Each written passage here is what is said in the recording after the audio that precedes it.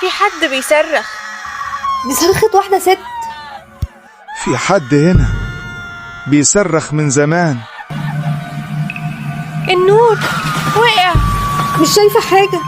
النور ما يستحملش وجودهم. غطوا عيونكم. في ايد. يا نهار أبيض. متجربيش.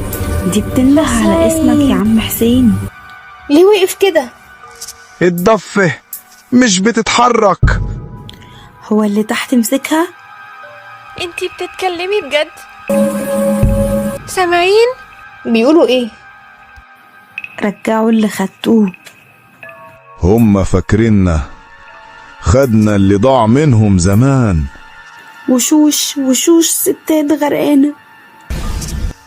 ما تبصيش. عم حسين نرجع؟ الرجوع خلاص اتقفل علينا. خديجة وقعت. خديجة. محدش ينزل وراها.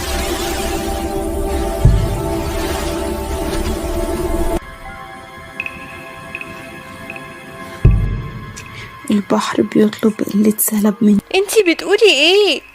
وشك شاحب. البحر اختارها تتكلم عنه. المركب دي غرقت قبل كده. كنت المراقبي واللي معايا ما طلعوش. انت كنت هنا؟ وانا السبب. البحر عاوز حقه. البحر بيغلي. لازم نرجع. سامحنا. فات الأوان. تم العثور على مركب مهجور في عرض البحر، وبداخله معطف قديم كتب عليه اسم حسين. ولا يزال الغموض يحيط بالقضية، إذ لم يعثر حتى الآن على أي أثر للبنات الثلاث.